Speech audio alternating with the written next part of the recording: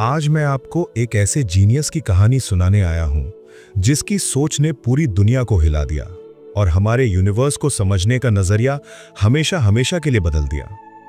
वो और कोई नहीं बल्कि सर आइजैक न्यूटन है।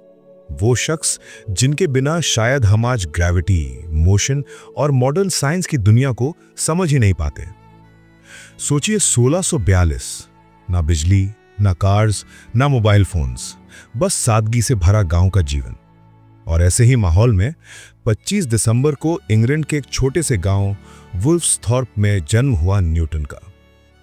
लेकिन उनका जन्म भी साधारण नहीं था।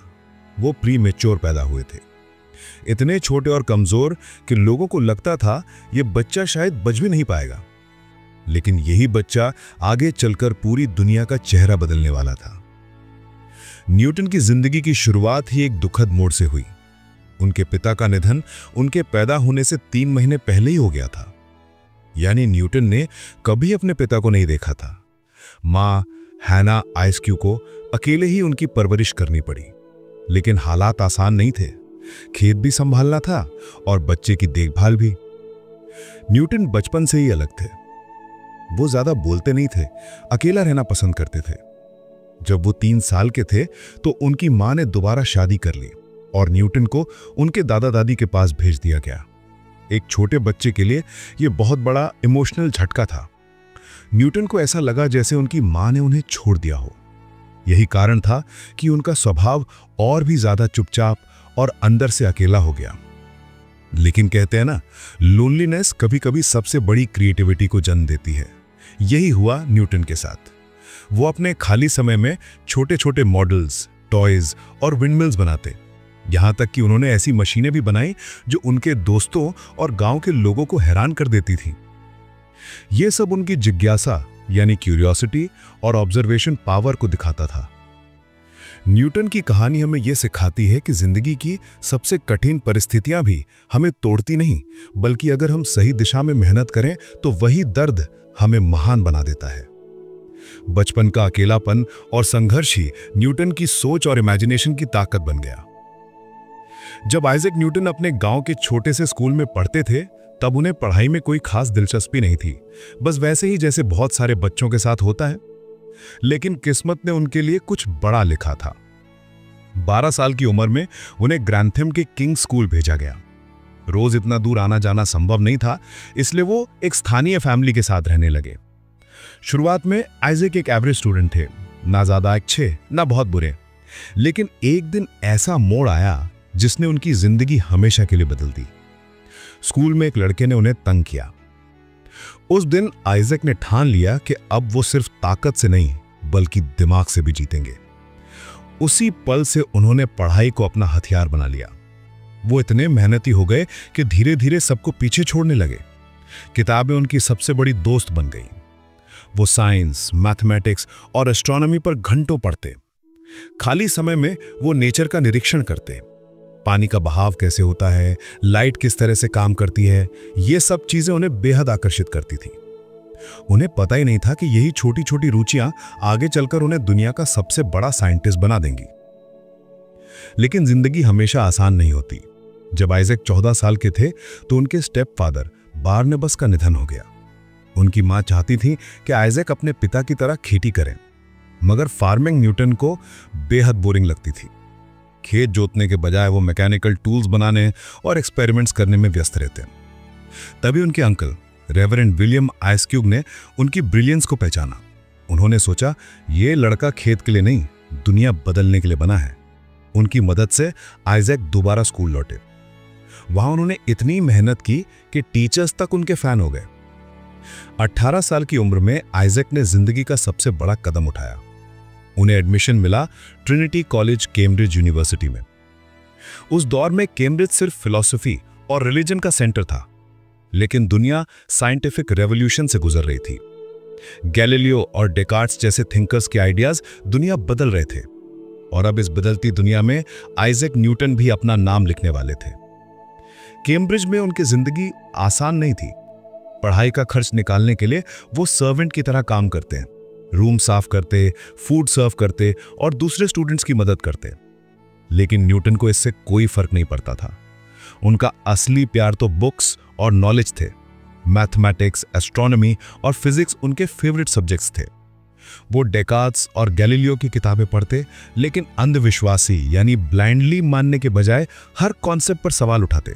न्यूटन सिर्फ दुनिया को समझना नहीं चाहते थे, वे दुनिया को अपने तरीके से रीडिफाइन करना चाहते थे। शायद उन्हें खुद भी अंदाजा नहीं था कि एक दिन उनका नाम इतिहास में the greatest scientist of all time के तौर पर लिखा जाएगा। कल्पना कीजिए, एक छोटा सा गांव, एक साधारण सा घर और एक युवा लड़का जो रात रात भर आसमान में तारों को देखता रहता है। यही लड़का था आइजैक न्यूटन। उसे ये जानने की बेचैनी थी कि तारे क्यों चमकते हैं, ग्रह कैसे चलते हैं और चीजें जमीन पर क्यों गिरती हैं। ये सवाल मामूली नहीं थे, यही आगे चलकर विज्ञान की सबसे महान खोजों की नींव बने। साल 1665 इंग्लैंड में फैला ग्रेट प्लेग, एक खतरनाक बीमारी जिसने शहरों को वीरान कर दिया था। कैम्ब्रिज यूनिवर्सिटी को भी बंद करना पड़ा और न्यूटन अपने गांव वुल्सथॉर्प लौट आए। शुरुआत में यह मजबूरी लगती थी, लेकिन असल में यही समय न्यूटन के लिए ईयर ऑफ वंडर्स साबित हुआ, क्योंकि यहीं घर के शांत वातावरण में उन्होंने वो खोजें की जो पूरी दुनिया को बदलने वाली थीं। एक दिन न्यूटन बगीचे में बैठे थे, तभी उनकी नजर एक सेब पर पड़ी जो पेड़ से गिरा। साधारण सा दृश्य, लेकिन न्यूटन की नजर साधारण नहीं थी। उन्होंने सोचा, सेब हमेशा नीचे ही क्यों गिरता है, ऊपर या बगल में क्यों नहीं जाता? और तभी उनके दिमाग में बिजली सी कौंधी।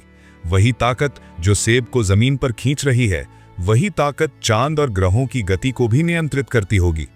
यही थी ग्रेविटी, गुरुत्वाकर्षण। यही विचार बाद में उनके मशहूर लॉ ऑफ यूनिवर्सल ग्रेविटेशन का आधार बना। लेकिन न्यूटन यही नहीं रुके।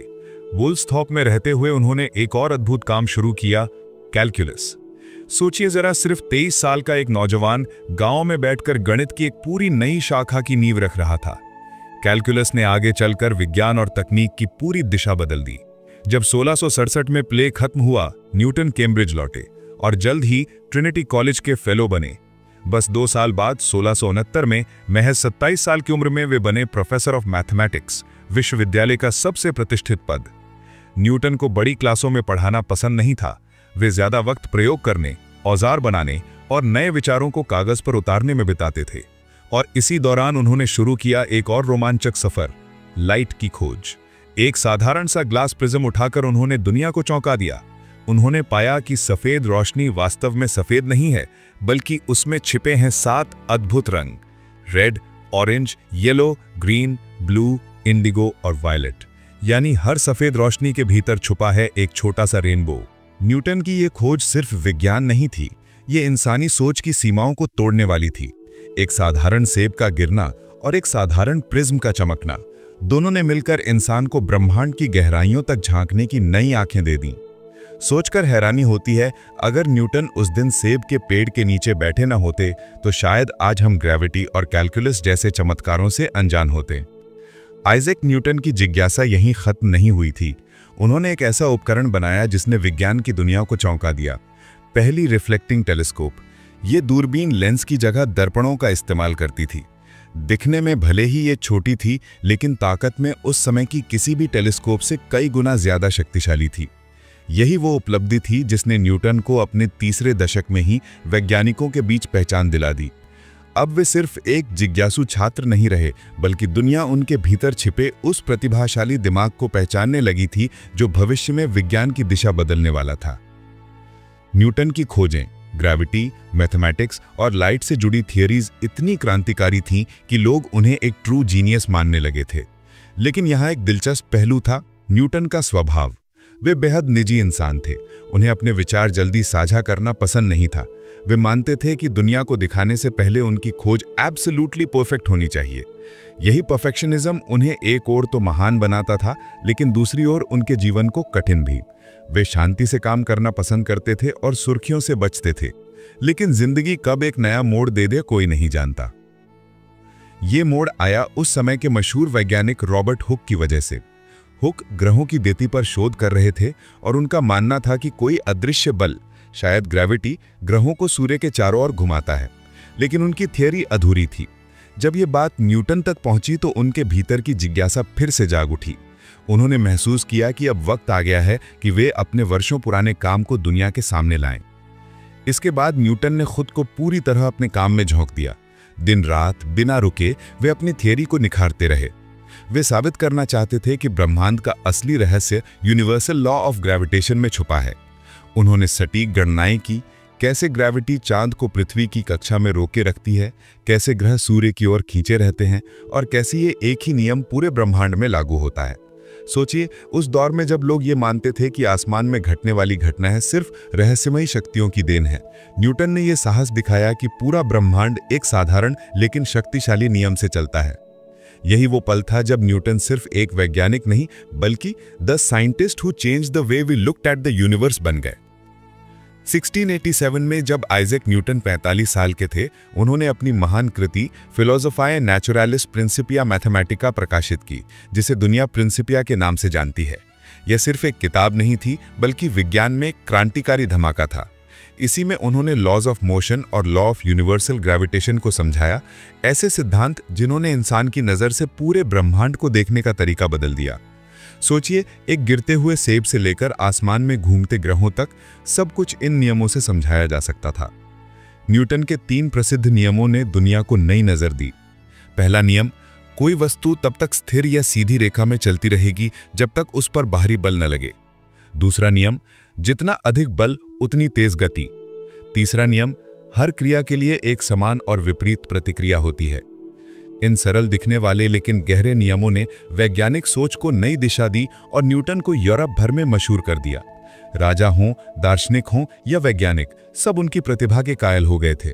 लेकिन दिलचस्प बात यह है कि इस सारी शोहरत के बावजूद न्यूटन खुद बहुत शांत, गंभीर और अकेले काम करने वाले इंसान थे। वे शायद ही कभी मुस्कुराते थे और अपने काम में इतने खो जाते थे कि घंटों, यहाँ तक कि कई दिनों तक बिना थके एक ही समस्या पर लगे रहते।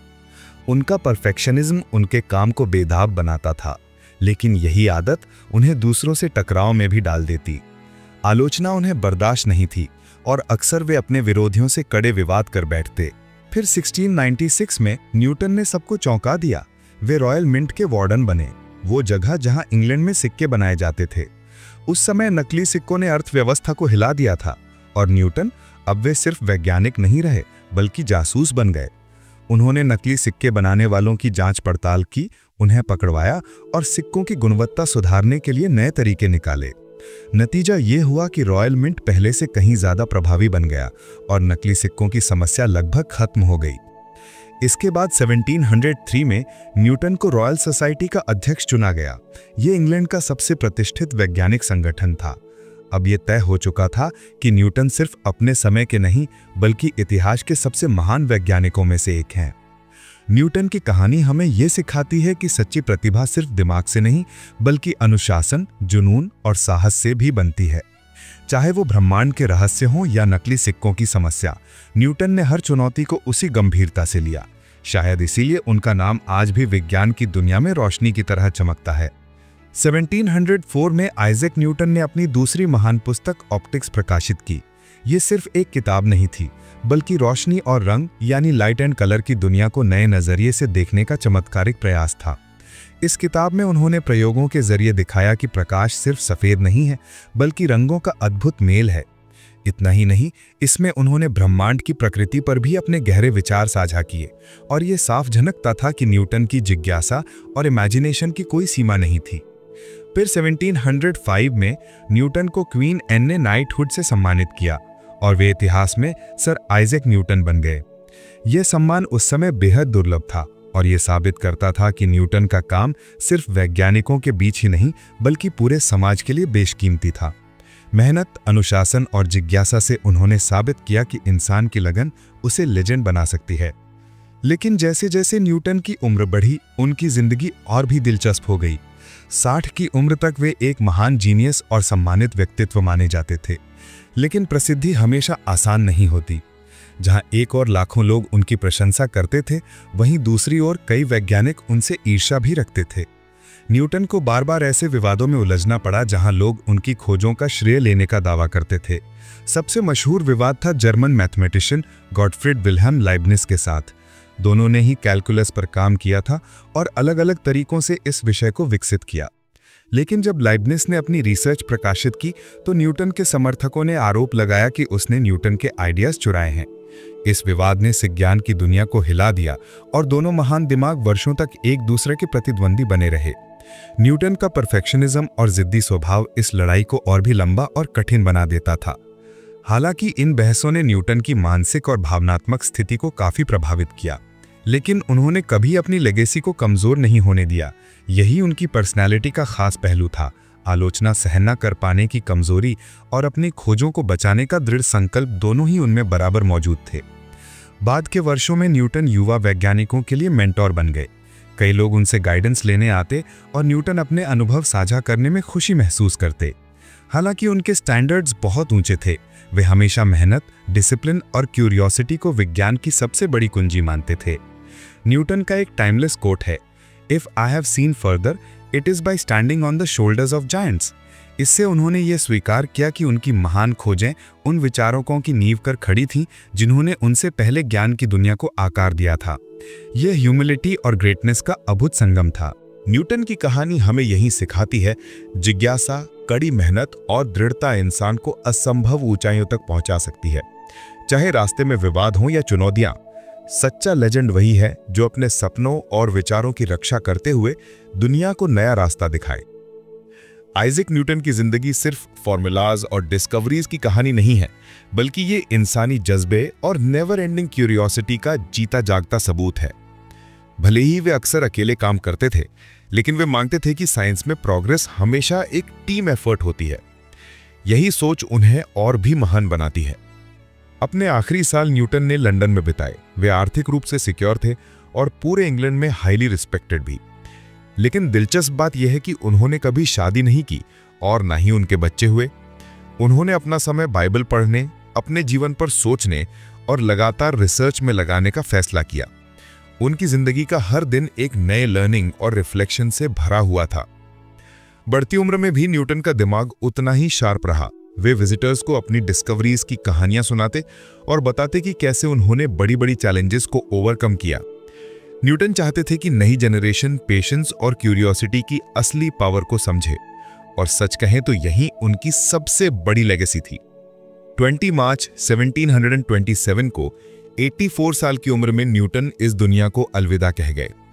लेकिन उनका जाना सिर्फ एक महान जीवन का अंत नहीं था, बल्कि एक ऐसी विरासत की शुरुआत थी जिसने पूरी दुनिया को बदल दिया। उनके लॉज ऑफ मोशन और ग्रेविटी ने यूनिवर्स को समझने का नजरिया ही बदल दिया। कैलकुलस आज हर साइंटिस्ट, इंजीनियर और इकोनॉमिस्ट के लिए एक पावरफुल टूल है।